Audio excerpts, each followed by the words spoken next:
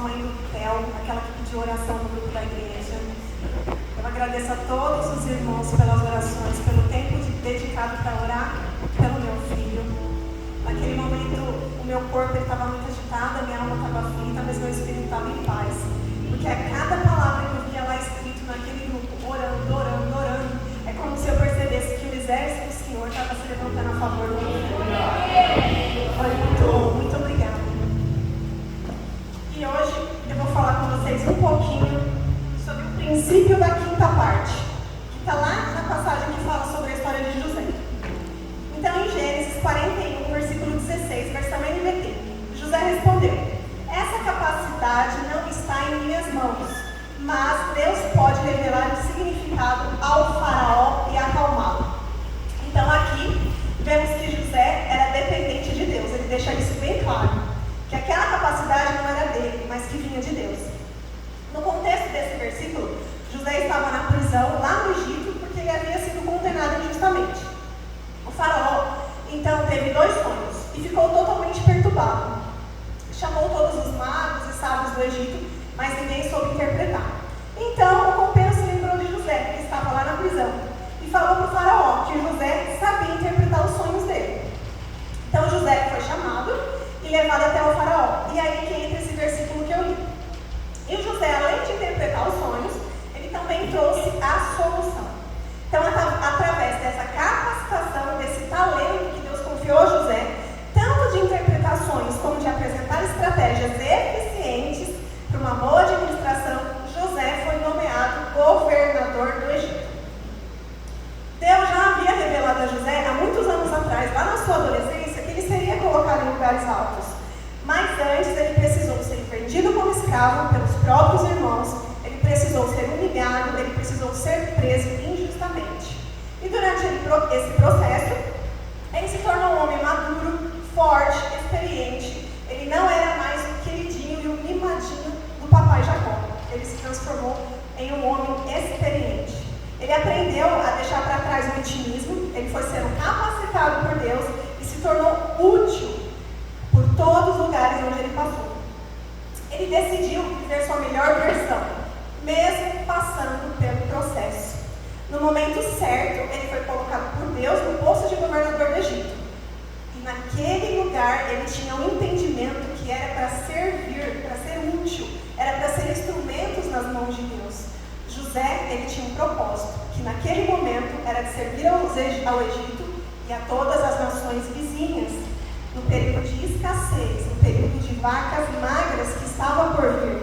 A estratégia que ele usou foi o princípio da quinta parte, onde durante os 7 anos de fartura era guardar a quinta parte, 20% de todas as colheitas.